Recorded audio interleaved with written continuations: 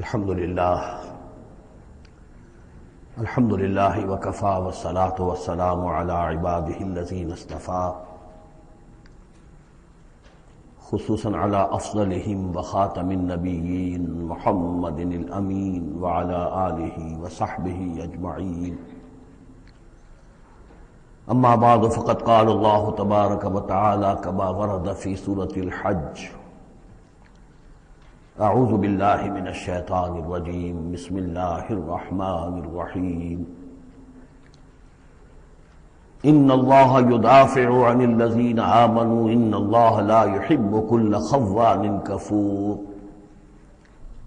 اذن للذین یقاتلون بانہم ظلموا وان اللہ علی نصرہم لقدیر الذين اخرجوا من ديارهم بغير حق الا ان يقولوا ربنا الله ولولا دفع الله الناس بعضهم ببعض لهدمت صوامع وبيع وصلوات ومساجد يذكر فيها اسم الله كثيرا ولينصرن الله من ينصره ان الله لقوي عزيز الذين إن مكناهم في الأرض أقاموا الصلاة وآتوا الزكاة وأمروا بالمعروف ونهوا عن المنكر ولله عاقبة الأمور صدق الله العظيم رب اشرح لي صدري ويسر لي أمري واحلل عقدة من لساني يفقهوا قولي اللهم ربنا ألهمنا رشدنا وأعذنا من شرور أنفسنا اللهم أرنا الحق حقا وارزقنا اتباعه وأرنا الباطل باطلا وارزقنا اجتنابه اللهم وفقنا لما تحب وترضى اللهم ربنا آنس وحشتنا في قبورنا وارحمنا بالقرآن العظيم اللهم اجعله لنا إماما ونورا وهدى ورحمة اللهم ذكرنا منه ما نسينا وعلمنا منه ما جهلنا وارزقنا تلاوته آناء الليل وآناء النهار واجعله لنا حجة يا رب العالمين آمين۔ یہ بات میں عرض کر چکا ہوں کہ سورہ حج کے بعض مضامین بہت مشابہ ہیں سورہ بقرہ سے۔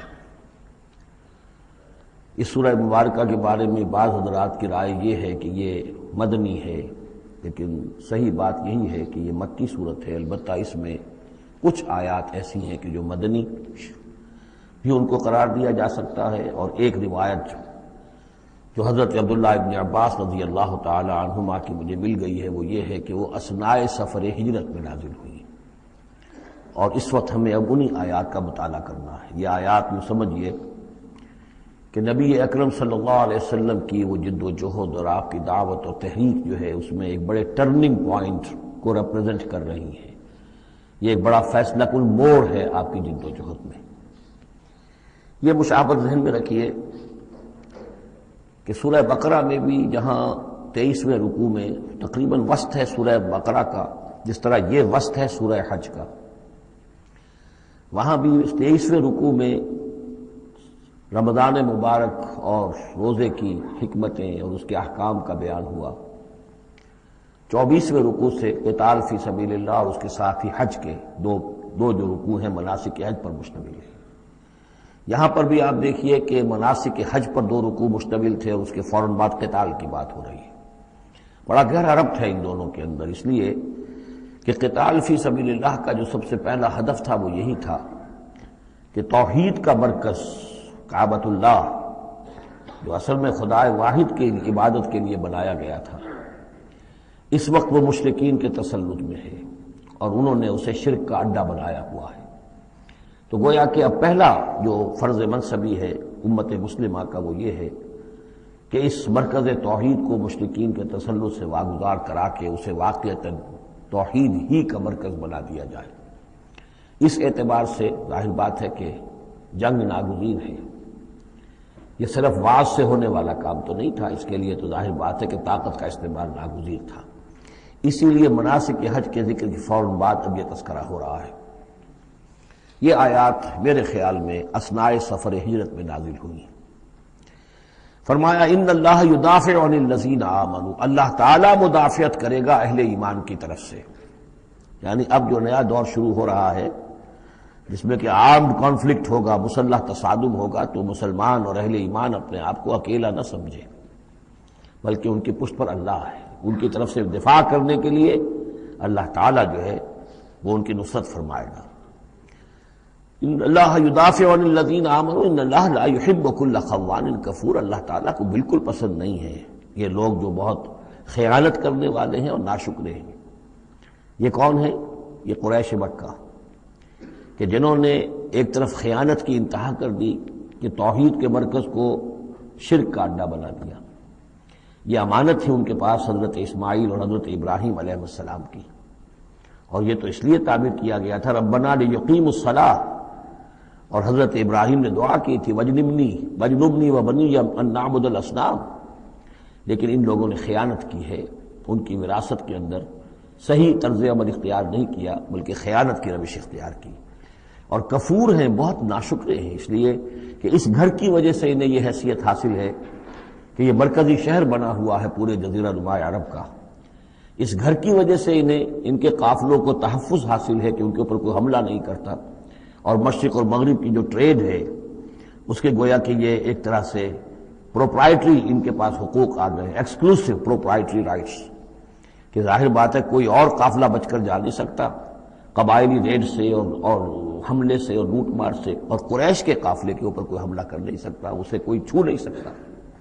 تو اس گھر کی وجہ سے لإلاف قریش إِلَافِهِمْ رِحْلَةَ الشِّتَاءِ وَالصَّيْفِ فَلْيَعْبُدُوا رَبَّ هَذَا الْبَيْتِ، یہ جو ان کے قافلے سردیوں میں جاتے ہیں یمن کی طرف اور گرمیوں میں جاتے ہیں شام کی طرف، تو ان کو سمجھنا چاہیے کہ یہ ساری جو ان کی چلت پھرت ہے یہ تو اس گھر کے طفیل ہے، اس کی وجہ سے انہیں یہ پروٹیکشن حاصل ہے، اور انہوں نے ناشکری کی ہے۔ تو اذن للذین یقاتلون بانہم ظلموا، اب اجازت دی جا رہی ہے ان لوگوں کو جن پر کہ جنگ ٹھوس دی گئی ہے، یعنی جو صورتحال پیدا کر دی گئی ہے کہ انہیں گھروں سے نکال دیا گیا، ہجرت پر مجبور کر دیا گیا، انہیں ستایا گیا، سال ہر سال سے ان پر پرسیکیوشن ہو رہی ہے، ٹارچر کیا جا رہا ہے۔ ابھی تک تو اللہ تعالیٰ نے ان کو ہاتھ روکے رکھنے کا حکم دیا ہوا تھا، کفوا ایدیکم، چاہے وہ براہ راست وحی جلی کی شکل میں قرآن میں آیت نہیں آئی تھی، لیکن حضور کے ذریعے سے اللہ تعالیٰ کا یہ حکم لوگوں تک پہنچ چکا تھا کہ خواہ کچھ بھی ہو جائے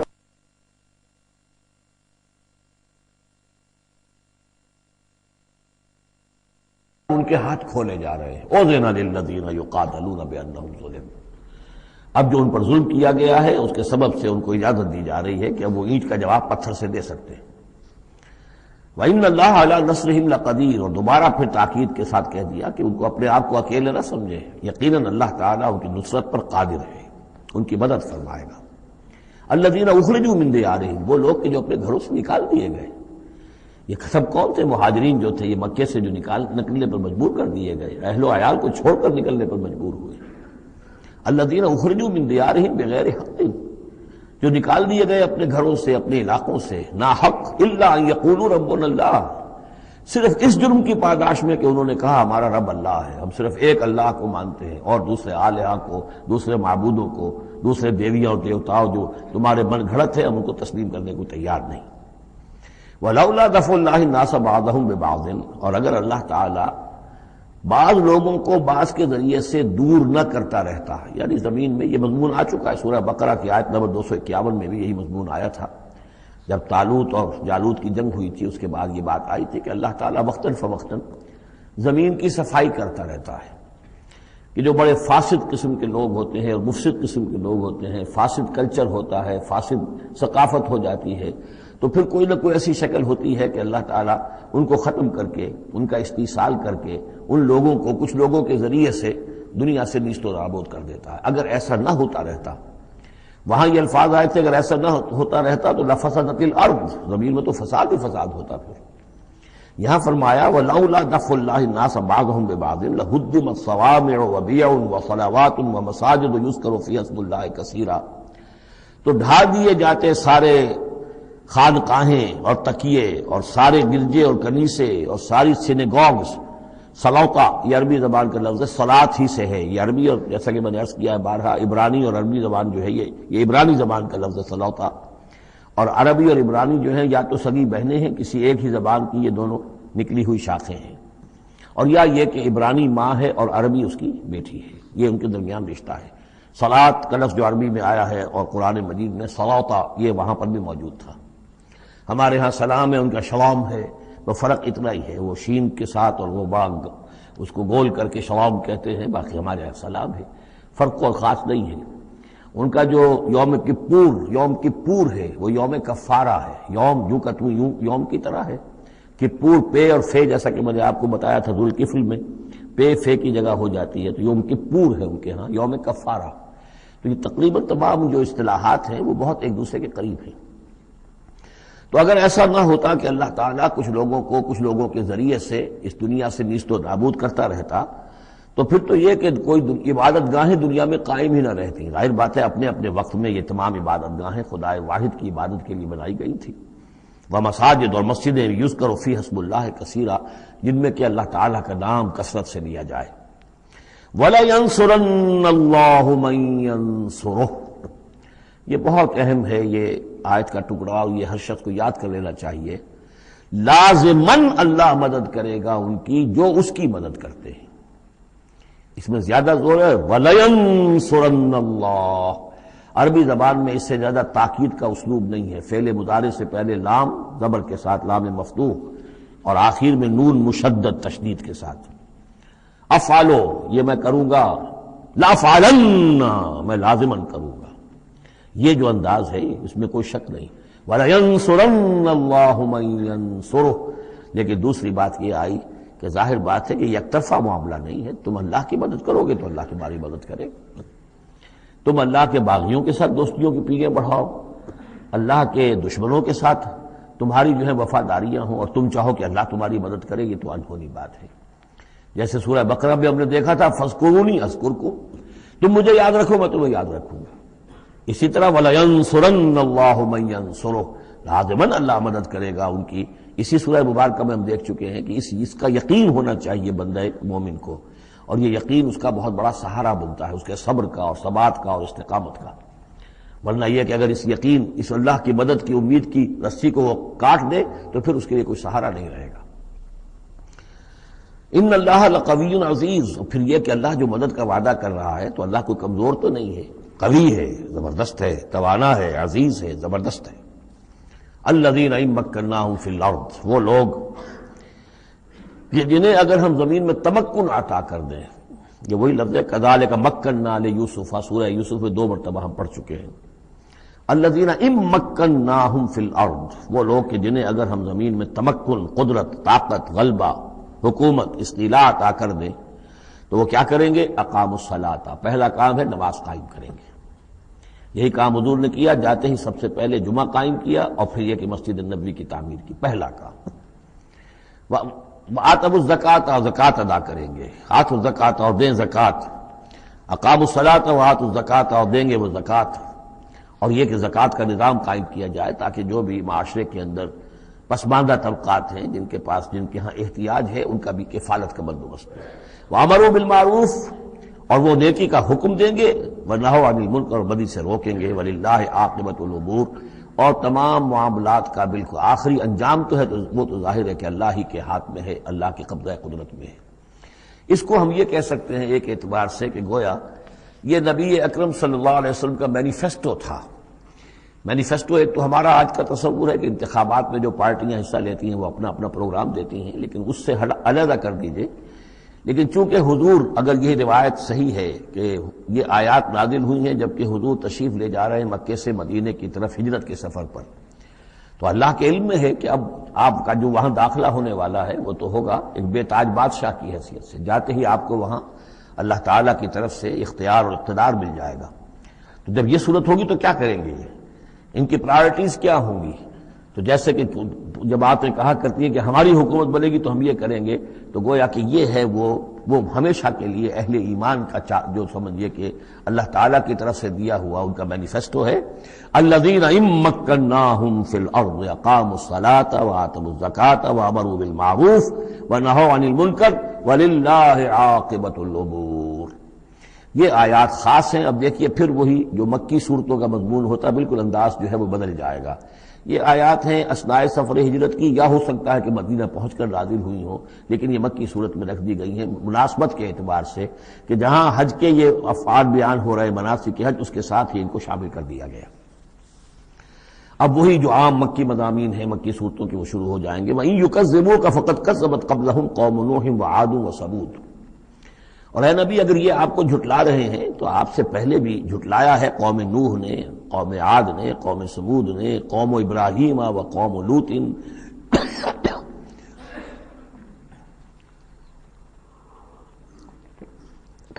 ابراہیم کی قوم نے اور لوط کی قوم نے، واصحاب مدین اور مدین والوں نے، وکذب موسیٰ اور موسیٰ کی بھی تکذیب کی گئی تھی. فَأَمْلَيْتُ لِلْكَافِرِينَ، تو میں نے کافروں کو کچھ ڈھیل دی، مہلت دی، ان کی رسی دراز کی. ثُمَّ أَخَذْتُهُمْ، پھر میں نے ان کو پکڑ لیا. فَكَيْفَ كَانَ نَكِيرٌ، تو میری پکڑ کیسی رہی، کیا حشر ہوا قوم نوح کا اور قوم ہود کا اور قوم صالح کا. ان تمام اقوام کے جو حالات ہیں وہ قرآن مجید میں بار بار آ چکے ہیں. فَكَأَيٍّ مِّن قَرْيَةٍ أَهْلَكْنَاهَا، تو کتنی ہی ایسی بستیاں ہیں، آبادیاں ہیں جن کو ہم نے ہلاک کیا. وَهِيَ ظَالِمَةٌ، اور ہلاک یوں ہی نہیں کر دیا، وہ ظالم تھی، گناہ گار تھی، ان میں گناہ اتنا پھیل گیا تھا، شرک اور کفر کا اتنا دورہ ہو گیا تھا کہ گویا کہ وہ ایسے ہی تھا جیسے انسانی جسم کا کوئی حصہ اگر گل جائے تو اس کو کاٹ دینے ہی میں عافیت ہے، ورنہ پورے جسم کے لیے وہ چیز جو ہے وہ مضر ہوگی. ایمپوٹیشن ہو جاتی ہے، ہاتھ کا، آرم کا ایمپوٹیشن ہو گیا، پیر کا ایمپوٹیشن کر دیا گیا کہ اتنا گل سڑ گیا ہے کہ یہاں سے متعفن مواد جو ہے اگر خون میں جذب ہو کر پورے جسم میں جائے گا تو پوری جان جو ہے اس کی ہلاکت کا اندیشہ ہے. تو اللہ تعالیٰ اسی طریقے سے ان بستیوں کو کہ جو اس طریقے سے گندگی کا اور برائی کا اور معصیت کا اور سیئات کا برکت بن چکی ہوں اور وہ پھوڑا بن چکی ہوں، پھر ان کے لیے یہی اللہ تعالیٰ کی طرف سے سرجیکل آپریشن ہوتا رہا ہے. فَكَأَيٍّ مِّن قَرْيَةٍ أَهْلَكْنَاهَا فَهِيَ ظَالِمَةٌ فَهِيَ خَاوِيَةٌ عَلَىٰ عُرُوشِهَا، وہ گری پڑی ہوئی ہیں اپنی چھتوں کے بل پر. وَبِئْرٍ مُعَطَّلَةٍ، کتنے ہی کنویں ہیں کہ جو اب بند پڑے ہوئے ہیں، بڑی محنت سے لوگوں نے اپنے اپنے زمانوں میں کھودے ہوں گے، ان سے پانی پینے والے لوگ ہوں گے، یا جم گھٹے رہا کرتے ہوں گے لوگوں کے، اب معطل پڑے ہوئے ہیں. وَقَصْرٍ مَشِيدٍ، کتنے ہی محل ہیں جو ان میں بڑی گچکاری کی گئی ہے، بہت انہیں مضبوط بنایا گیا ہے. اب جاؤ الحمرا کو دیکھ لو، کبھی مسلمان حکومت کیا کرتے تھے، غرناطہ میں جاؤ اور دیکھو الحمرا محل کیسا ہے. جاؤ اور قرطبہ کی مسجد کو دیکھو کہ جہاں کوئی سجدہ کرنے والا نہیں ہے، کسی کو سجدے کی اجازت نہیں ہے. افلم یسیروا فی الارض، تو کیا ان لوگ زمین میں گھومے پھرے نہیں ہیں. فتکون لہم قلوب یعقلون بہا، تو ہوتے ان کے دل جن سے یہ سمجھتے اور بات کو کی تہ تک پہنچتے. یہ جو لفظ قلب کے ساتھ عقل آیا ہے، اب اس کو اچھی طرح سمجھ لیجئے، چونکہ یہ بات میری تو آپ کے سامنے آ چکی ہے کہ میرے نزدیک انسان ایک مرکب وجود کا حامل ہے. اس کا ایک وجود حیوانی ہے، خالص حیوانی اور مکمل حیوان اور اعلیٰ ترین حیوان. انسان اعلیٰ ترین حیوان ہے، تمام حیوانوں میں سب سے افضل ہے، اور اس میں وہ ساری فیکلٹیز ہیں کہ جو حیوانات میں بھی ہوتی ہیں. لیکن اس کا ایک روحانی وجود ہے، وہ مکمل وجود ہے، انڈیپینڈنٹ ہے، بالکل اس حیوانی وجود سے ایک علیحدہ اور مستقل بذات وجود ہے. یہ دونوں کیسے جڑے ہوئے ہیں یہ ہم نہیں جانتے. وہ تو ہمیں یہ بھی معلوم نہیں کہ انسانی جسم میں جان کہاں ہے، کچھ پتہ نہیں. کہاں دل میں ہے کہیں ہے، تو دل تو بدل دیتے ہیں لوگ، پھر بھی وہ جان تو وہی کی وہی رہتی ہے. اب تو جو کچھ ہو رہا ہے آپ کو معلوم ہے، تو جان کہاں ہے، کس چیز سے متعلق، دماغ سے متعلق ہے، دل سے متعلق، کہاں سے متعلق. تو لائف ہی کو ہم نہیں جانتے، تو لائف سے آگے روح کا تعلق کس طور سے ہے ہم کیا جان سکتے ہیں. ہست رب الناس رابا جان الناس، اتصال بے تکیف بے قیاس. یہ متصل ہے، یہ جو روحانی وجود ہے اور حیوانی وجود ہے یہ متصل ہے، ملے ہوئے تو ہیں، لیکن یہ اتصال ایسا ہے بے تکیف بے قیاس، نہ اس کی کیفیت معلوم ہو سکتی ہے، نہ اس کو کسی اور چیز پر قیاس کیا جا سکتا ہے. لیکن ہے دو علیحدہ وجود. ایک وجود پہلے پیدا کیا گیا تھا، کما خلقناکم اول مرہ، دوسرا وجود اس عالم خلق کے اندر آتا ہے. اور ان میں سے ہر ایک کی، دونوں کی اپنی اپنی عقل ہے. روح کی اپنی عقل ہے، روح کی اپنی آنکھ ہے، روح کے اپنے کان ہیں، اور جسم کے حیوانی وجود کے اپنی آنکھیں ہیں، اپنے کان ہیں، اپنی عقل ہے. تو ان السمع والبصر والفؤاد، یہ حیوانی، یہ گویا کہ انسان کے جو حیوانی ذرائع علم ہے وہ یہ ہیں جن کے بارے میں گفتگو سورہ بنی اسرائیل کی اس آیت کے حوالے سے میں تفصیلاً کر چکا ہوں. ان السمع والبصر والفؤاد کل اولئک کان عنہ مسئولا. لیکن انسان کے اندر جو یہ روح ہے یہ دیکھتی بھی ہے، یہ سنتی بھی ہے، اس کے اپنے کان ہیں، وہ غیر مرئی کان ہیں، غیر مرئی آنکھیں ہیں لیکن اس کی اپنی عقل ہے۔ اب یہاں دیکھیے یہ دونوں چیزیں واضح ہو جائیں گی۔ فَتَكُونَ لَهُمْ قُلُوبٌ يَعْقِلُونَ بِهَا، تو ہوتے ان کے دل کہ جن سے یہ بات سمجھتے، او آذان یسمعون بها، یا ہوتے کان جن سے یہ سنتے۔ فإنها لا تعمل ابصار ولكن تعمل قلوب التي في الصدور، اس لیے کہ آنکھیں اندھی نہیں ہوا کرتی، دل اندھے ہو جاتے ہیں جو سینوں کے اندر ہے۔ یہ کون سا اندھاپا ہے؟ ابو جہل اندھا تھا کس اعتبار سے؟ ابو لہب اندھا تھا کس اعتبار سے؟ ولید بن مغیرہ اندھا تھا کس اعتبار سے؟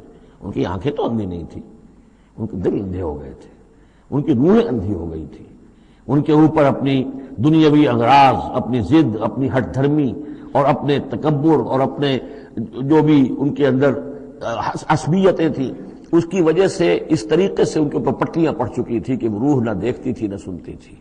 تو یہ ہے اصل میں یہ معاملہ۔ فَإِنَّهَا لَا تَعْمَلْ أَبْصَارُ، ایک ہے آنکھیں اندھی، لیکن ہو سکتا ہے اس کا دل جو ہے وہ دوسروں سے کہیں زیادہ دیکھنے والا ہو، لیکن یہ کہ آنکھوں کا اندھا ہونا اتنا بڑی بات نہیں جتنا دل کا اندھا ہونا۔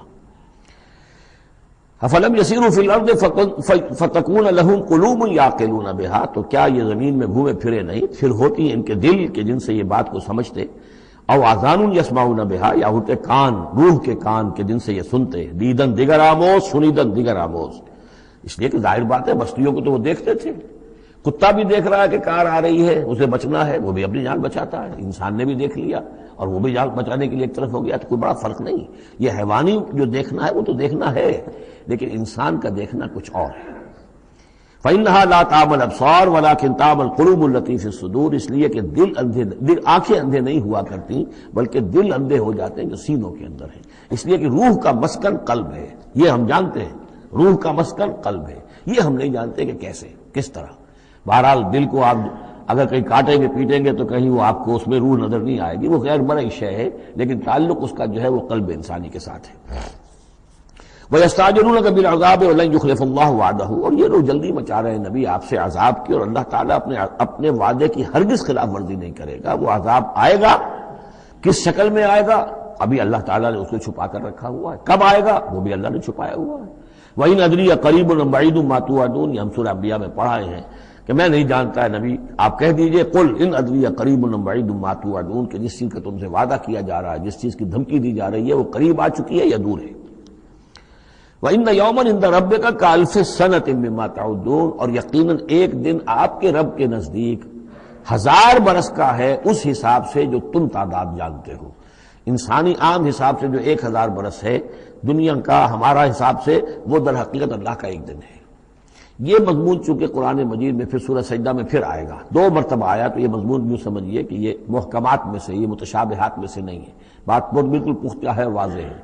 يُدَبِّرُ الْأَمْرَ مِنَ السَّمَاءِ إِلَى الْأَرْضِ ثُمَّ يَعْرُجُ إِلَيْهِ فِي يَوْمٍ كَانَ مِقْدَارُهُ أَلْفَ سَنَةٍ مِّمَّا تَعُدُّونَ، تو اللہ تعالیٰ کی جو تدبیر امر ہے، وہی جو 3 کام ابتدائی جو شاہ ولی اللہ دہلوی رحمۃ اللہ علیہ کی تصنیف حجت اللہ البالغہ کے حوالے سے میں بتا چکا ہوں، ابداع، خلق اور تدبیر تیسرا کام ہے۔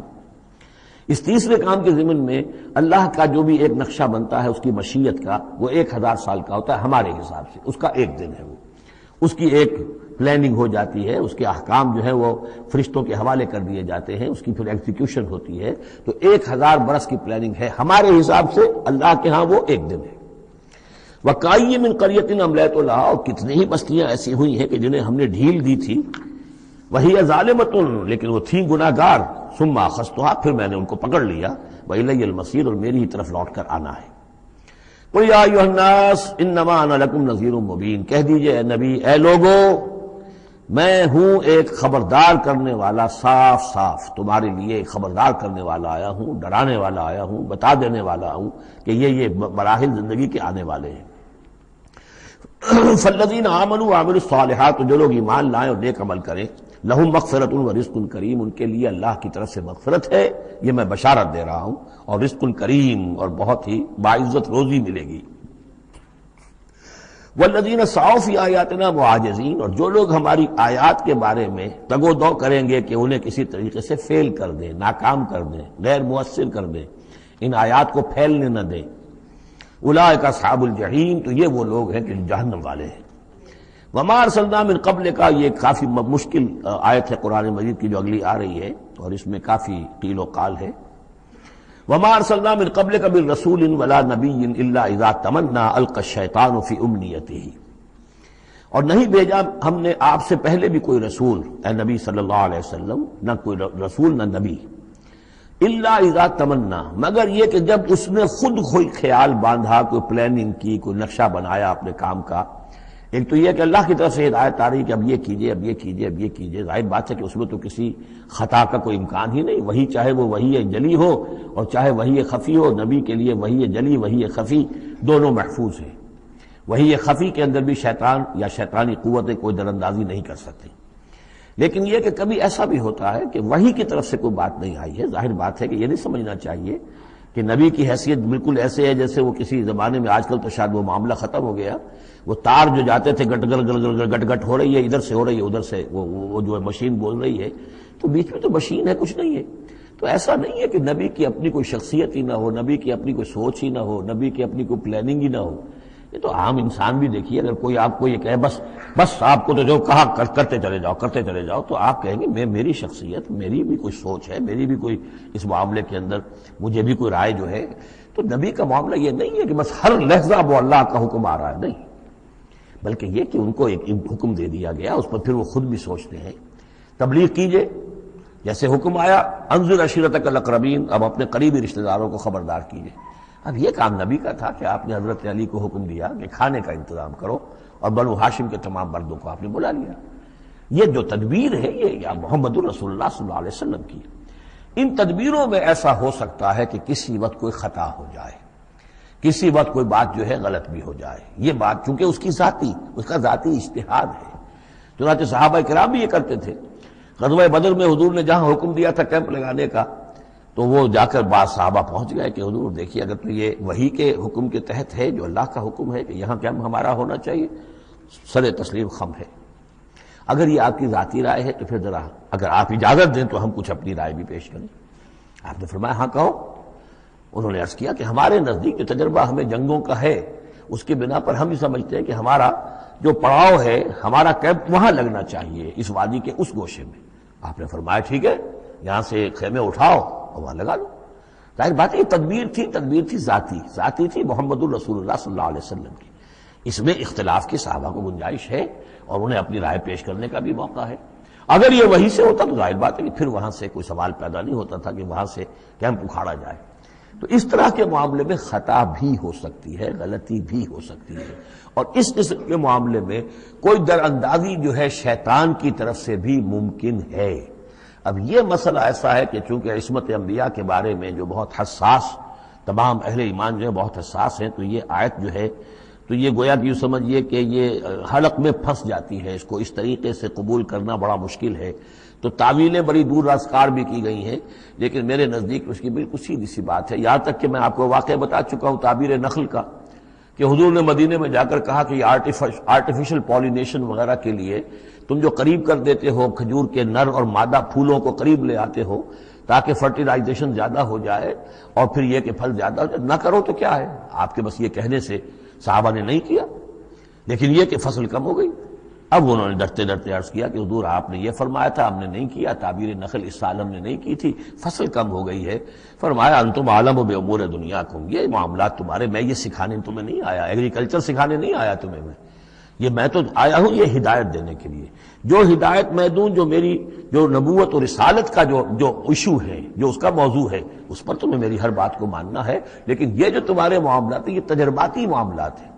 اب دیکھیے تجرباتی، چونکہ وہ تجربہ تھا انہیں، وہ کرتے تھے، زراعت کرتے تھے، اور انہیں یہ اندازہ ہو گیا تھا کہ ایسا ہو تو اس سے یہ کہ پھل زیادہ ہوتا ہے، تو تجربے پر تھا، اور تجربے ہی کی بنیاد پر سائنس ہے۔ پوری سائنس کیا ہے؟ ایکسپیریمنٹیشن ہے نا، اسی کے اوپر تو یہ سائنس ڈیولپ ہوئی ہے۔ ان چیزوں کو جو ہے وہ اس سے خارج سمجھیے، اس میں کوئی تعلق جو ہے دین کا اس سے نہیں ہے۔ انتم عالم بامور دنیاکم، تم اپنے ان دنیاوی معاملات کو جو تجربے پر جس کا دار و مدار انحصار ہے مجھ سے بہتر جانتے۔ یہ حدیث ہے بخاری شریف کی، الحمدللہ اللہ تعالیٰ ان پر لاکھوں نعمتیں اور اپنی رحمت نازل فرمائے، یہ چیزیں محفوظ رہ گئی ہیں ہمارے لیے، تبھی تو ہمارے لیے کچھ کہنے کا اور بولنے کا موقع ہے۔ تو فرمایا انتم عالم بامور دنیاکم۔ اسی طریقے کا مسئلہ یہ ہے وما ارسلنا من قبلک من رسول ولا نبی الا اذا تمنا، جب وہ کوئی اپنی اسکیم بناتے ہیں، اپنی پلاننگ کرتے ہیں، القى الشیطان فی امنیتہ، تو شیطان ان کے خیال میں کچھ ڈال دیتا ہے۔ امنیہ کہتے ہیں تمنا، آرزو۔ اب دیکھیے آدمی سوچتا ہے یہ حسرہ ہو جانا چاہیے، یہ کام یوں ہونا چاہیے، مثلا جبکہ آپ نے دیکھا کہ مکہ مکرمہ میں تو میرا قیام ناممکن ہو گیا ہے، اس لیے کہ ابو طالب کے انتقال کے بعد وہ جو خاندانی ایک پروٹیکشن حاصل تھی بنو ہاشم کی، وہ ختم ہو گئی، اور اب خاندان بنی ہاشم کا سردار بھی ابو لہب ہو گیا ہے کہ جو بہت ہی سخت دشمن ہے ذاتی طور پر حضور کا۔ تو پھر آپ نے سوچا اب کیا کروں، کس طرف جاؤں، کدھر دیکھوں، کسے آواز دوں؟ تو آپ نے طائف کا سفر کیا، لیکن یہ کہ وہاں پہ آپ جو ہے ناکام وہاں سے آنا پڑا، وہاں کوئی آپ کو ریسپانس نہیں ملی، بلکہ زندگی کا سخت ترین دن جو ہے حضرت عائشہ صدیقہ رضی اللہ تعالیٰ عنہ کی روایت موجود ہے، ان کے ہوش کے دوران تو سمجھیے کہ غزوہ احد کا دن سخت ترین تھا، تو انہوں نے کبھی پوچھ لیا کہ حضور آپ پر احد کے دن سے بھی سخت دن کوئی گزرا ہے؟ آپ نے فرمایا ہاں، طائف کا دن مجھ پر اس سے کہیں زیادہ سخت تھا، وہ سختی ہوئی حضور پر۔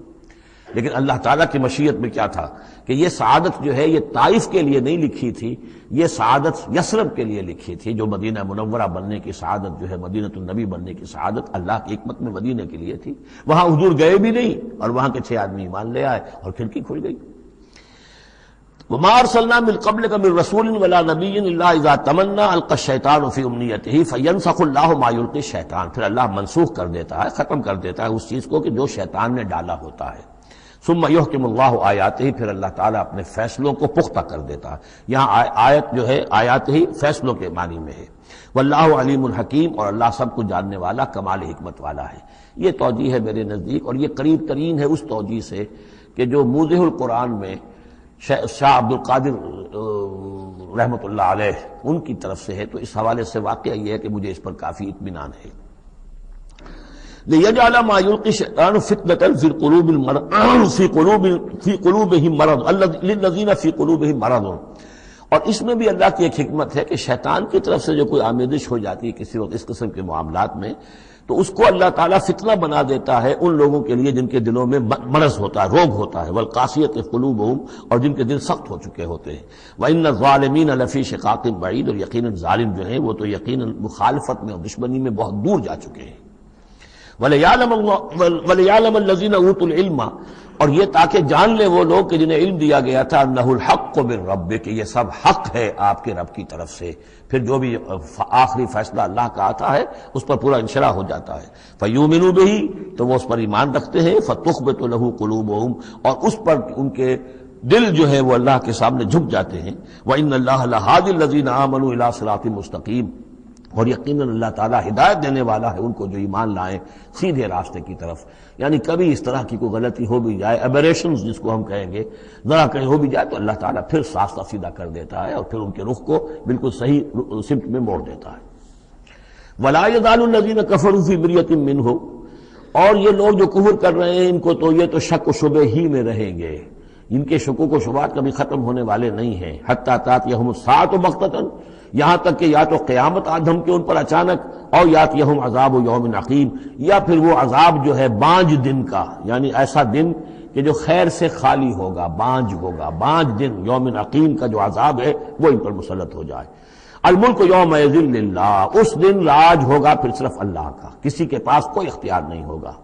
یحکم بینہم، یعنی یہ کہ آج بھی راج تو اللہ ہی کا ہے، حکم اسی کا چل رہا ہے، لیکن یہ کہ پھر بھی کچھ نہ کچھ پردے پڑے ہوئے ہیں، کچھ نہ کچھ ڈرامے سے ہو رہے ہیں کہ یہاں یہ بادشاہ صاحب ہیں اور یہاں یہ سردار ہے قبیلے کا، کچھ نہ کچھ لوگوں کے نگاہوں کے اوپر پردے پڑے ہوئے، لیکن ایک دن آئے گا کہ وہ سب پردے اٹھ جائیں گے۔ لمن الملک اليوم للہ الواحد القہار، پکارا جائے گا آج کے دن کس کی بادشاہی ہے؟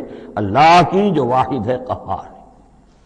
یحکم بینہم، وہ ان کے مابین فیصلہ کرے گا۔ فالذین آمنوا وعملوا الصالحات فی جنات النعیم، تو جو لوگ ایمان لائے اور انہوں نے نیک عمل کیے ہوں گے وہ ہوں گے جنتوں میں، نعمتوں والے باغات میں۔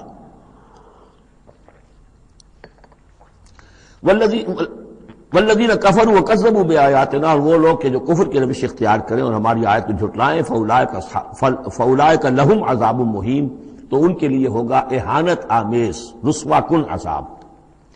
والذین ہاجروا فی سبیل اللہ، اب دیکھیے یہ ہجرت کا، کیونکہ یہ بالکل یعنی مکی دور کے بالکل آخری زمانے کی یہ صورت ہے، بالکل متصل سمجھیے، جیسے کہ ہجرت کے متصلاً بعد سورہ بقرہ، ہجرت کے بالکل متصلاً قبل یہ سورہ حج۔ والذین ہاجروا فی سبیل اللہ ثم قتلوا، اور وہ لوگ جنہوں نے ہجرت کی اللہ کی راہ میں، پھر خواہ وہ قتل ہو گئے اور ماتوا، یا یہ کہ اپنی طبعی موت مر گئے، لَيَرْزُقَنَّهُمُ اللَّهُ رِزْقًا حَسَنًا، دونوں صورتوں میں اللہ تعالیٰ ان کو لازماً بہت رزق حسن عطا فرمائے گا۔ وَإِنَّ اللَّهَ لَهُوَ خَيْرُ الرَّازِقِينَ، اور یقیناً اللہ ہی ہے بہترین رزق دینے والا۔ لَيُدْخِلَنَّهُمْ مُدْخَلًا يَرْضَوْنَ، اور وہ لازماً داخل کرے گا انہیں ان جگہ، ان مقامات پر کہ جن سے وہ راضی ہو جائیں گے۔ وَإِنَّ اللَّهَ لَعَلِيمٌ حَلِيمٌ، اللہ تعالیٰ یقیناً علیم ہے، سب کچھ جاننے والا، اور حلیم ہے، تحمل والا ہے۔ ذَلِكَ وَمَنْ عَاقَبَ بِمِثْلِ مَا عُوقِبَ بِهِ، یہ تو ہے ہی، اور یہ کہ جو شخص زیادتی کرے، جس نے بدلہ لیا بِمِثْلِ مَا عُوقِبَ بِهِ، جیسا کہ اس پر زیادتی کی گئی تھی، جیسا کہ اس پر ظلم کیا گیا تھا، ثُمَّ بُغِيَ عَلَيْهِ، پھر اس پر مزید زیادتی کی جائے، لَيَنْصُرَنَّهُ اللَّهُ، اللہ تعالیٰ اس کی لازماً مدد کریں گے۔ یعنی جو زیادتیاں ہو چکی ہیں مسلمانوں پر، اب ان کا حق ہے کہ ان کا بدلہ لیں، پھر اگر ان کی طرف سے اضافی زیادتی اور ہوگی تو پھر اللہ تعالیٰ کی طرف سے ان کی مدد کا پختہ وعدہ ہے۔ ان اللہ لعفو غفور، یقیناً اللہ تعالیٰ عفو اور غفور ہے، معاف فرمانے والا، درگزر کرنے والا ہے۔ ذالک بان اللہ یولج اللیل فی النہار، اور یہ اس لیے ہے، یعنی یہ کہ اللہ تعالیٰ کا پورا یہ نظام کائنات کا اسی طرح چل رہا ہے، اسی عدل پر، انصاف پر۔ یہ نہ ہو تو جیسے کہ ابھی آیت آئی تھی کہ اگر ایک گروہ کو دوسرے گروہ کے ذریعے سے ہٹاتے نہ رہتے، نیست و نابود نہ کرتے رہتے، تو زمین میں فساد بن جاتا۔ لَهُدِّمَتْ صَوَامِعُ وَبِيَعٌ وَصَلَوَاتٌ وَمَسَاجِدُ يُذْكَرُ فِيهَا اسْمُ اللَّهِ كَثِيرًا، اس طرح فرمایا کہ ہمارا ایک نظام ہے جو اس دنیا کا ہے، اس طرح کا ایک نظام جو ہے وہ آفاقی بھی ہے۔ ذَلِكَ بِأَنَّ اللَّهَ يُولِجُ اللَّيْلَ فِي النَّهَارِ، یہ اس لیے کہ اللہ تعالیٰ رات کو لے آتا ہے دن میں پروتا ہوا، وَيُولِجُ النَّهَارَ فِي اللَّيْلِ، اور دن کو لے آتا ہے رات میں پروتے ہوئے، وَأَنَّ اللَّهَ سَمِيعٌ بَصِيرٌ، اللہ سب کچھ سننے والا اور دیکھنے والا ہے۔ ذَلِكَ بِأَنَّ اللَّهَ هُوَ الْحَقُّ، یہ اس لیے کہ اللہ ہی حق ہے، ذات برحق، جس کا حق ہونا قطعی ہے، یقینی۔ وَأَنَّ مَا يَدْعُونَ مِن دُونِهِ هُوَ الْبَاطِلُ، اور جس کو وہ پکار رہے ہیں اس کے سوا وہ سب باطل ہے، آدر ہوا ہے، ان کی کوئی حیثیت نہیں۔ وَأَنَّ اللَّهَ هُوَ الْعَلِيُّ الْكَبِيرُ، اور یہ کہ یقیناً اللہ تعالیٰ ہی ہے سب سے بلند و بالا اور سب سے بڑا۔ أَلَمْ تَرَ أَنَّ اللَّهَ أَنزَلَ مِنَ السَّمَاءِ مَاءً، کیا تم نے دیکھا نہیں کہ اللہ نے اتارا آسمان سے پانی، فَتُصْبِحُ الْأَرْضُ مُخْضَرَّةً، تو زمین سبز ہو جاتی ہے، سرسبزی شادابی نظر آتی ہے۔ ان اللہ لطیف خبیر، یقیناً اللہ تعالیٰ بڑی ہی خفیہ تدبیریں کرنے والا اور ہر شے سے باخبر ہے۔ باریک بین بھی اس کے معنی ہے لطیف کے، اور خفیہ تدبیر کرنے والا۔ لہو ما فی السماوات و ما فی الارض، جو کچھ آسمانوں میں ہے وہ بھی اسی کا ہے، اور جو کچھ زمین میں ہے وہ بھی اسی کا ہے۔ وان اللہ لہو الغنی الحمید، اور یقیناً اللہ تعالیٰ الغنی ہے، یعنی اسے کوئی احتیاج نہیں، الحمید ہے، اپنی ذات میں خود محمود ہے، ستودہ صفات ہے، اسے کسی حمد کی ضرورت نہیں۔ الم تر ان اللہ سخر لکم ما فی الارض والفلک تجری فی البحر بامرہ، کیا تم نے دیکھا نہیں کہ اللہ تعالیٰ نے تمہارے لیے مسخر کر دیا ہے، تمہاری خدمت گزاری میں، تمہاری ضروریات کی بہم رسانی میں لگا دیا ہے ان سب چیزوں کو جو زمین میں ہے، والفلک، اور کشتی کو، تجری فی البحر بامرہ، جو چلتی ہے سمندر میں اور دریا میں اس کے حکم سے، وَيُمْسِكُ السَّمَاءَ أَن تَقَعَ عَلَى الْأَرْضِ، اور وہی ہے جو تھامے ہوئے آسمان کو کہ وہ گر نہ جائے زمین پر، إِلَّا بِإِذْنِهِ، مگر اس کے حکم سے۔ ان اللہ بالناس لرؤوف الرحیم، یقیناً اللہ تعالیٰ انسانوں کے حق میں بہت ہی شفیق ہے، نرمی کرنے والا ہے اور مہربان ہے۔ وَهُوَ الَّذِي أَحْيَاكُمْ، وہی ہے جس نے تمہیں زندہ کیا، یعنی پہلے تم مردہ تھے۔ یہ سورہ بقرہ میں بھی آیت آپ دیکھ چکے ہیں، بالکل اس کے ہم وزن آ رہی ہے۔ کیف تکفرون باللہ وکنتم امواتا فاحیاکم ثم یمیتکم ثم یحییکم ثم الیہ ترجعون۔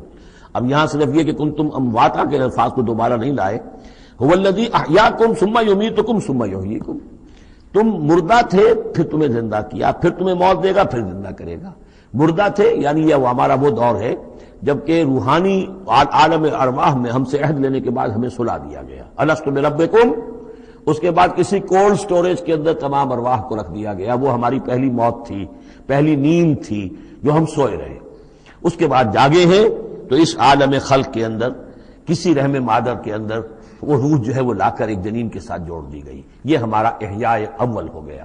اس کے بعد پھر یہاں ہم رہیں گے تو یہ زندگی ہے دوسری، اور اس کے بعد جب موت ہوگی تو احیاء یہ اماتہ ثانی ہو جائے گا، پھر اللہ اٹھائے گا بعد الموت، وہ احیاء ثانی ہو جائے گا۔ یہ سورہ غافر میں مضمون آئے گا، اس کا کلائمیکس جو ہے سورہ غافر میں ہے۔ وَهُوَ الَّذِي أَحْيَاكُمْ ثُمَّ يُمِيتُكُمْ ثُمَّ يُحْيِيكُمْ إِنَّ الْإِنسَانَ لَكَفُورٌ، یقیناً انسان جو ہے وہ ناشکرا ہے۔ لِكُلِّ أُمَّةٍ جَعَلْنَا مَنْسَكًا هُمْ نَاسِكُوهُ، ہم نے ہر امت کے لیے ان کے قربانی کے طریقے، طور طریقے، عبادات کے آداب ہم نے مقرر کر دیے ہیں جو اس کی پیروی کرتے ہیں۔ فَلَا يُنَازِعُنَّكَ فِي الْأَمْرِ، تو انہیں آپ سے جھگڑنا نہیں چاہیے، یعنی یہ کہ اگر یہود کے ہاں کوئی اور طریقے تھے قربانی کے، تو اور یہاں بنی اسماعیل کے لیے ہم نے کچھ اور مقرر کیے، مسلمانوں کو اب کچھ اور طریقے ہم بتا رہے ہیں، تو اس میں کوئی حرج نہیں ہے، اس میں جھگڑنے کی ضرورت بات نہیں۔ یہ پہلے پڑھ چکے اسی صورت میں کہ ہم نے ہر امت کے لیے منسک مقرر کیے ہیں۔ وَلِكُلِّ أُمَّةٍ جَعَلْنَا مَنْسَكًا لِيَذْكُرُوا اسْمَ اللَّهِ عَلَىٰ مَا رَزَقَهُم مِّن بَهِيمَةِ الْأَنْعَامِ فَإِلَٰهُكُمْ إِلَٰهٌ وَاحِدٌ فَلَهُ أَسْلِمُوا وَبَشِّرِ الْمُخْبِتِينَ، تو ہر قوم کے لیے، ہر امت کے لیے اللہ تعالیٰ نے قربانی کے قواعد و ضوابط بنائے، تو وہ اس کی پیروی کرتے ہیں۔ فَلَا يُنَازِعُنَّكَ فِي الْأَمْرِ، تو انہیں جھگڑنا نہیں چاہیے نبی آپ سے اس معاملے میں۔ وَادْعُ إِلَىٰ رَبِّكَ، اور اپنے رب کی طرف آپ بلاتے رہیے۔ إِنَّكَ لَعَلَىٰ هُدًى مُسْتَقِيمٍ، یقیناً آپ تو ہدایت کے، سیدھی ہدایت کے راستے پر ہیں۔ وَإِن جَادَلُوكَ، اور اگر یہ آپ سے جھگڑے، فَقُلِ اللَّهُ أَعْلَمُ بِمَا تَعْمَلُونَ، تو کہیے بھئی اللہ کو بہتر معلوم ہے جو آپ کر رہے ہیں، میں جو سمجھتا ہوں حق ہے، جو حق میرے پاس آئے میں اس کی پیروی کر رہا ہوں، آپ اگر اپنی جگہ سمجھتے ہیں کہ آپ زیادہ حق پر ہیں تو ٹھیک ہے، آپ جانیں، آپ کا رب جانے۔ اللہ یحکم بینکم یوم القیامہ، اللہ فیصلہ کر دے گا تمہارے مابین قیامت کے دن، فیما کنتم فیہ تختلفون، ان تمام چیزوں کے بارے میں جس میں تم اختلاف کرتے رہے تھے۔ الم تعلم ان اللہ یعلم ما فی السماء والارض، کیا تم جانتے نہیں کہ اللہ تعالیٰ جانتا ہے جو کچھ کہ ہے آسمان میں اور زمین میں۔ ان فی ذالک کتاب، اور یہ ایک کتاب میں لکھا ہوا ہے، یہ وہی ام الکتاب ہے، وہی اللہ تعالیٰ کے علم قدیم کی کتاب ہے۔ ان ذالک علی اللہ یسیر، اور یہ چیز اللہ پر بہت آسان ہے، تمہیں مشکل معلوم ہوتا ہے۔ وَيَعْبُدُونَ مِن دُونِ اللَّهِ مَا لَمْ يُنَزِّلْ بِهِ سُلْطَانًا، اور وہ پوج رہے ہیں، پرستش کر رہے ہیں اللہ کے سوا ایسی چیزوں کی جس کے لیے کہ اللہ نے کوئی سند نہیں اتاری، یعنی اللہ کو تو ہم بھی مانتے ہیں، وہ بھی مانتے ہیں، اب اضافی جس کو وہ مانگ رہے ہیں تو اللہ کی طرف سے کوئی سند ہونی چاہیے ان کے لیے، تب تو درست ہے، اگر اللہ کی طرف سے سند نہیں ہے تو وہ بے بنیاد ہے۔ وَمَا لَيْسَ لَهُم بِهِ علم، نہ صرف یہ کہ کوئی سند نہیں ہے، کوئی علم بھی نہیں ہے، کوئی معقول بات ہو، کوئی دلیل ہو، کوئی بنیاد ہو، کوئی منطق کے اندر، کوئی عقل کے اندر، بالکل بے بنیاد باتیں۔ وَمَا لِلظَّالِمِينَ مِن نَصِيرٍ، اور ایسے ظالموں کا کوئی مددگار نہیں ہوگا۔ وَإِذَا تُتْلَىٰ عَلَيْهِمْ آيَاتُنَا بَيِّنَاتٍ، اور جب ان کو سنائی جاتی ہیں پڑھ کر ہماری آیات بینات، تعرف فی وجوہ الذین کفروا المنکر، تو تم دیکھتے ہو کہ ان کافروں کے چہروں کے اندر سخت ناگواری کے آثار پیدا ہو جاتے ہیں، بجائے اس کے کہ وہ اللہ کی آیات سن کر ان کے دل کھل اٹھیں، ان کے اندر خوشی کی کیفیت پیدا ہو، انبساط پیدا ہو۔ ہمارے رب کا کلام ہے، تعرف فی وجوہ الذین کفروا المنکر، تم دیکھتے ہو بڑی ناگواری کے آثار ہیں۔ یکادون یسطون بالذین یتلون علیہم آیاتنا، ان قریب ہوتا ہے کہ پل پڑیں گے، وہ حملہ آور ہو جائیں گے، کبوٹی کر دیں گے ان کی جو انہیں ہماری آیات پڑھ کر سنا رہے ہیں۔ قل افانبئکم بشر من ذالکم، ان سے کہیے تو کیا میں تمہیں بتاؤں جس قدر تمہیں ناگواری اس وقت ہو رہی ہے، تم پر بڑی سختی بیت رہی ہے اللہ کی آیات جو تمہیں سنائی جا رہی ہیں، کیا اس سے بھی زیادہ بری بات کون سی ہے بتاؤں؟ النار، وہ آگ جس کے کہ تم مستحق ہو رہے ہو اپنے اس کفر اور انکار کی وجہ سے۔ وعدہ اللہ الذین کفروا، اللہ نے وعدہ کیا ہے اس آگ کا کافروں سے، وبئس المصیر، وہ بہت ہی برا ٹھکانہ ہے۔ اب جو یہ آخری رکوع آ رہا ہے سورہ مبارکہ کا، اس کے ترجمے سے پہلے مجھے تھوڑی سی تمہیداً کچھ بات عرض کرنی ہے۔ یہ جو ایک دعوت رجوع القرآن کی ایک تحریک ہم نے شروع کی، اور الحمدللہ کہ میں اس میں اپنی زندگی کے لگ بھگ 35 برس اب صرف کر چکا ہوں، اور اسی کے پھر کوکھ سے تنظیم اسلامی اور تحریک خلافت نے جنم لیا ہے۔ اس دعوت رجوع القرآن کی جو بنیاد ہے اور جس کو کہ میں نے ذریعہ بنایا ہے قرآن مجید سے لوگوں کو متعارف کرانے کا، اور قرآن مجید کے ذریعے سے دین کے جامع تصور کو لوگوں کے سامنے پیش کرنے کا، اور قرآن مجید کے ذریعے سے دین کی طرف سے جو بنیادی فرائض ہم پر عائد ہوتے ہیں اس کا ایک جامع تصور دینے کا جو میں نے کام کیا ہے، اس کے لیے ذریعہ میں نے بنایا ہے ایک منتخب نصاب کو، مطالعہ قرآن حکیم کا منتخب نصاب۔ یہ جو منتخب نصاب ہے یہ تقریباً کل قرآن کے 1/15 حجم کے اندر یوں سمجھیے کہ 2 پاروں کے لگ بھگ ہے، مائنس پلس کم و بیش 2 پارے ہوں گے۔ تو اس میں ان آیات کو لیا گیا ہے کہ جن میں ایک تو یہ کہ دین کا جامع تصور بہت مختصر الفاظ میں سامنے آ جائے، اور جو فرائض دینی ہیں جس کا کہ ہم سے باز پرس ہونی ہے، جس کے بارے میں پوچھ گچھ ہونی ہے، تو اس کا صحیح صحیح تصور ہمیں معلوم ہے کہ نماز روزہ یہ تو فرض ہے، سب جانتے ہیں، اس کے علاوہ بھی کوئی چیز فرض ہے، کسی چیز کے بارے میں ہم مسئول ہیں، ذمہ داری ہماری ہے یا نہیں ہے۔ تو وہ جو منتخب نصاب ہے اس کے مختلف جو حصے ہیں، ہم کچھ حصوں سے گزرے ہیں، لیکن یہ میں آج سوچ رہا تھا کہ جیسے میں نے آپ کو بتایا تھا کہ حروف مقطعات کا معاملہ یہ ہے کہ 29 حروف ہیں یا 28 حروف ہیں عربی زبان کے الفابیٹس جو ہیں، شروع کے حصوں میں سے حروف میں سے بہت کم ہے جو حروف مقطعات میں آئے، اور آخری جو حصہ ہے اس کے تختی کے، اس کے بہت سے حروف ہیں، اکثر و بیشتر ہیں کہ جو حروف مقطعات میں آئے ہیں۔ تو یہ پہلی مرتبہ میرا ذہن ادھر گیا ہے کہ ہمارے اس منتخب نصاب میں بھی یہ چیز کوئی میرے پیش نظر نہیں تھی کہ جان بوجھ کر ایسا کیا ہو۔ زیادہ حصے اسباق وہی ہیں کہ جو نصف ثانی سے متعلق ہیں، بلکہ قرآن مجید کے آخری حصے سے زیادہ جو ہے وہ اس میں مقامات اور آیات اور رکوع یا صورتیں شامل ہوئی ہیں۔ لیکن اس وقت اس کا تعارف میں یہ کرا رہا ہوں کہ اس کا ایک بڑا مرکزی درس ہے کہ جو اگلی جو یہ رکوع آ رہا ہے جو 6 آیات پر مشتمل ہے، یہ اس کا بڑا مرکزی درس ہے۔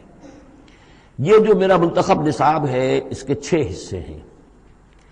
نقطہ آغاز ہے سورۃ العصر، والعصر ان الانسان لفی خسر الا الذین آمنوا وعملوا الصالحات وتواصوا بالحق وتواصوا بالصبر۔ مختصر ترین صورت، جامع ترین صورت۔ انسان کی نجات کے یہ 4 لوازم ہیں: ایمان، عمل صالح، تواصی بالحق، تواصی بالصبر۔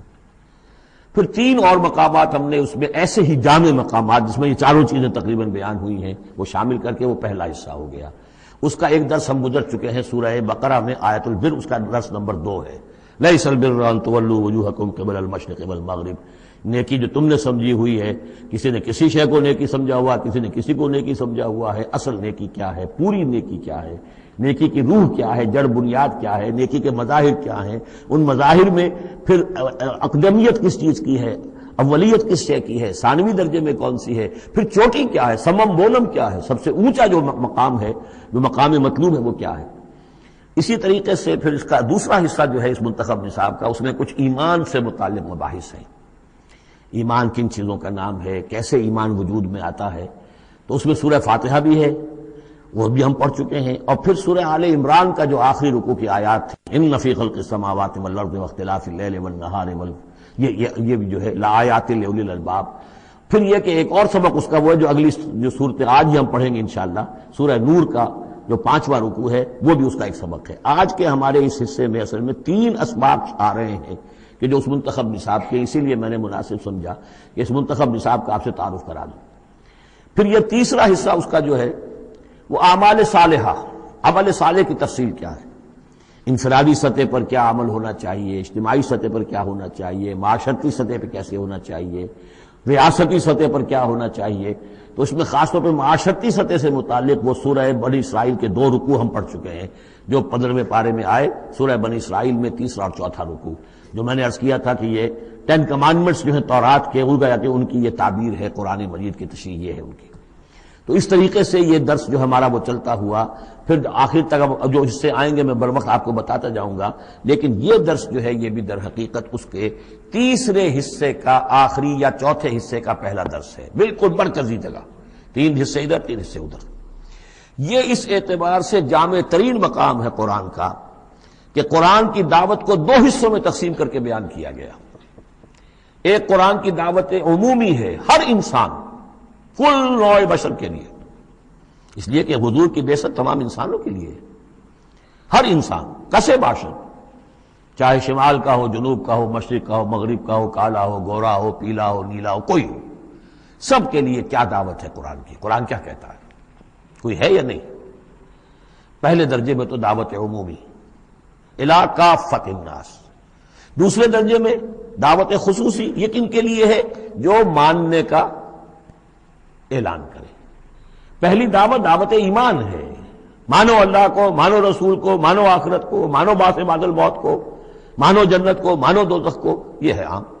جو یہ مانتے ہی نہیں، اب ان سے کوئی اور کلام نہیں، ان سے ہم کیسے کہیں گے نماز پڑھو اور روزہ رکھو، وہ اللہ کو نہیں مانتے، قرآن کو نہیں مانتے، نبی کو نہیں مانتے۔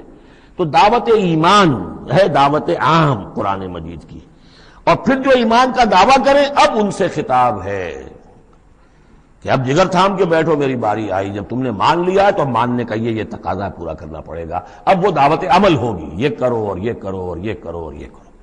تو دعوت ایمان یہاں پر اور پھر دعوت عمل، ان کو علیحدہ علیحدہ سے جو ہے اللہ تعالیٰ نے ان 6 آیات کے اندر بیان کر دیا۔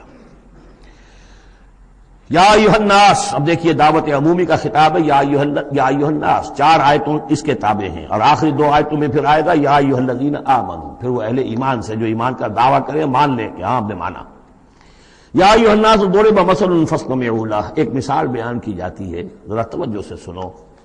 ان الذین تدعون من دون اللہ لن یخلقوا ذبابا ولو اجتمعوا لہ، یقیناً وہ معبود جنہیں تم پکار رہے ہو اللہ کے سوا، یہ بت تمہارے چونکہ جو مخاطب اولین تھے وہ بت پرست تھے، لن یخلقوا ذبابا، یہ تو اس پر بھی قادر نہیں ہے کہ مکھی تک کو پیدا کر سکے، ولو اجتمعوا لہ، یہ جو کعبے میں رکھے ہوئے 360 کے 360 بت مل جل کر بھی ایک مکھی پیدا کرنا چاہیں تو نہیں کر سکتے۔ سامنے کی بات تھی تو صرف شعور دلانا تھا، جیسے حضرت ابراہیم نے بھی ان بتوں کو توڑ کے ذرا انہیں آمادہ کر دیا ایک دفعہ کہ وہ اپنے گریبانوں میں جھانکیں ضرور، ایک دفعہ حقیقت ان پر منکشف ہو گئی۔ اسی طرح یہ مثال دی جا رہی ہے، وَإِن يَسْلُبْهُمُ الذُّبَابُ شَيْئًا، اور یہ تو بات بہت دور کی ہے کہ وہ مکھی کو پیدا کرے، مکھی ان سے کوئی چیز چھین کر لے جائے، ان کے سامنے حلوے مانڈے رکھتے ہو مکھیاں بنبناتی ہیں، وہ تو مکھیاں بھی اڑا نہیں سکتے۔ إِن يَسْلُبْهُمُ الذُّبَابُ شَيْئًا لَا يَسْتَنقِذُوهُ مِنْهُ، تو اسے واپس چھین نہیں سکتے، حاصل نہیں کر سکتے۔ ضعف الطالب والمطلوب، بہت کمزور ہے طالب بھی اور مطلوب بھی۔ یہ ان 3 الفاظ میں قرآن مجید کا توحید کا جو عملی لب لباب ہے وہ آ گیا ہے۔ انسان جو ہے، جو بھی کسی بھی درجے میں باشعور انسان ہے، اس کا کوئی نہ کوئی آئیڈیل ہے، آدرش ہے، کوئی نصب العین ہے جس کے لیے وہ بھاگ دوڑ کرتا ہے، محنت کرتا ہے دن رات۔ تو ظاہر بات ہے کہ وہ آئیڈیل گھٹیا ہوگا تو انسان بھی گھٹیا ہوگا، آئیڈیل اونچا ہوگا تو انسان بھی اونچا ہوگا۔ یہ دونوں چیزیں جو ہے کورسپونڈنگ جائیں گی۔ اگر آپ کا مقصود ہی پست ہے تو ظاہر بات ہے آپ کی اپنی شخصیت بھی بڑی پست ڈیولپ ہوگی، مقصود اونچا ہو، بلند۔ لیکن فرمایا ان کا تو جو مطلوب ہے وہ بھی ضعیف، تو طالب تو اور بھی ضعیف ہوئے۔ جن کا مطلوب وہ بنے ہوئے ہیں کہ جو مکھی تک نہیں اڑا سکتے، تو طالبوں کا کیا حال ہوگا؟ قیاس کن سے گلستان من بہار مرا۔ لیکن یہ وہی مضمون ہے جو سورہ بقرہ میں آ چکا ہے۔ وَمِنَ النَّاسِ مَن يَتَّخِذُ مِن دُونِ اللَّهِ أَندَادًا يُحِبُّونَهُمْ كَحُبِّ اللَّهِ، لوگوں میں سے کچھ ایسے ہیں جو اللہ کے مد مقابل بنا کر کچھ اور چیزوں سے محبت شروع کر دیتے جیسے کہ اللہ سے محبت کرنی چاہیے تھی۔ اصل میں تو انسان کو بنایا گیا کہ لا محبوب الا اللہ، لا مقصود الا اللہ، لا مطلوب الا اللہ، مطلوب اللہ کے سوا کوئی نہ رہے، باقی ذرائع ہیں۔ زندہ رہنے کے لیے روٹی کھانی ہے، محنت کرنی ہے، ہل چلانا ہے، ذرائع ہے، مطلوب نہیں ہے۔ نہ کھیتی مطلوب ہے، نہ دکان مطلوب ہے، نہ پروفیشن مطلوب ہے، نہ ڈاکٹری، نہ انجینئرنگ، کوئی شے مطلوب نہیں، نہ دنیا مطلوب ہے، نہ اولاد مطلوب ہے، مطلوب صرف اللہ۔ یہ ہے توحید کا لب لباب، لا مطلوب الا اللہ، لا مقصود الا اللہ، لا محبوب الا اللہ۔ لیکن جو لوگ یہاں تک نہیں پہنچ سکتے، جیسے جس شخص کو بہت سخت بھوک لگی ہو، اگر اچھی چیز کھانے کو نہیں ملے گی تو برے میں بھی منہ مارے گا۔ اگر ان کا ذہن وہاں تک نہیں پہنچا، اگر ان کے ذہن کی پستی کا یہ عالم ہے کہ اللہ کی معرفت حاصل نہیں کر سکے، اللہ ان کا محبوب اور مطلوب و مقصود اصلی نہ بن سکا، تو کسی اور کو اللہ کی جگہ رکھ کر اور وہ پوجنا شروع کر دیتے ہیں۔ کوئی آئیڈیلی ہے، کوئی وطن ہے، کوئی قوم ہے، اور کچھ نہیں تو میرا اپنا نفس ہے، اپنے ہی حسن کا دیوانہ بنا پھرتا ہوں، اپنی ہی حریم ذات کے گرد طواف ہو رہا ہے۔ تو ضعف الطالب والمطلوب ما قدر اللہ حق قدرہ، یہ اللہ کی قدر نہ کر سکے، اللہ کا اندازہ نہ کر سکے، معرفت حاصل نہ کر سکے اللہ کی، جیسے کہ اس کے معرفت کا حق تھا۔ اللہ کو پہچان لیتے تو کسی اور سے کاہے کو لو لگاتے؟ حسین ترین کو اگر دیکھ لیں گے تو کمتر کو کون پھر پوچھے گا؟ تو دیکھ نہیں پائے ہیں جلال خداوندی کا کوئی نقشہ ان کے سامنے، جلال و جمال و کمال خداوندی کی کوئی جھلک نہیں دیکھ پائے، لہذا وہ عاشق بنے پھر رہے دنیا کے عروس ہزار داماد کے۔ ما قدر اللہ کا قدرہ ان اللہ لقوی عزیز، یقینا اللہ تعالیٰ قوی ہے، توانا ہے، طاقت والا ہے اور زبردست ہے۔ اللہ یصطفی من الملائکۃ رسلا ومن الناس، 2 آیتوں میں تو بات آ گئی توحید اور شرک کی، اب ایک آیت میں رسالت۔ اللہ چن لیتا ہے فرشتوں میں سے بھی اپنے پیغامبر اور انسانوں میں سے بھی۔ ان اللہ سمیع بصیر، اللہ سمیع اور بصیر ہے۔ ادھر سے چن لیا جبرائیل کو اور اپنی وحی دے دی، ادھر سے چن لیا محمد کو صلی اللہ علیہ وسلم اور جبریل سے کہا کہ محمد کو پہنچا دو، تاکہ محمد اپنے ابنائے نو کو، انسانوں کو لوگ پہنچا دیں۔ تو یہ گویا کہ 2 لنکس ہیں، ایک فرشتہ رسول ملک، ایک رسول بشر جبرائیل اور محمد صلی اللہ علیہ وسلم۔ ان اللہ سمیع بصیر، اللہ تعالیٰ سب کچھ سننے والا اور دیکھنے والا ہے. یعلم ما بین ایدیہم وما خلفہم، وہ جانتا ہے جو کچھ ان کے سامنے ہے جو کچھ ان کے پیچھے ہے. وإلی اللہ ترجع الامور، اور پھر تمام معاملات اللہ ہی کی طرف لوٹا دیے جائیں گے. یہ آخرت آ گئی. توحید، رسالت، آخرت، یہ ہے ثلاثی، یہ امور ثلاثہ ہے جن پر ایمان کی دعوت. اور یہ دعوت ہے یا ایھا الناس، اے بنی نوع آدم، اے انسانوں. اب بات ہے دوسرے مرحلے پر، جنہوں نے کہا اچھا جی ہم نے مانا اللہ کو، مانا رسول کو، مانا ہم نے آخرت کو، بعث بعد الموت کو، ہم تسلیم کرتے ہیں انا للہ و انا الیہ راجعون. تو اب ہے عمل کا مرحلہ. یا ایھا الذین آمنو، اے وہ لوگوں جو ایمان کا دعویٰ کر رہے ہو، اقرار کر رہے ہو. اب بات بدل گئی. اب دیکھیے فعل امر آ رہے ہیں. پہلے میں فعل امر کوئی تھا ہی نہیں، سوائے اس کے کہ ضرب مثلا فاستمعوا لہ، بس وہ ایک فعل امر آیا تھا، ذرا توجہ سے سنو، باقی کچھ نہیں. حقائق بیان کر دیے، توحید، رسالت، معاد.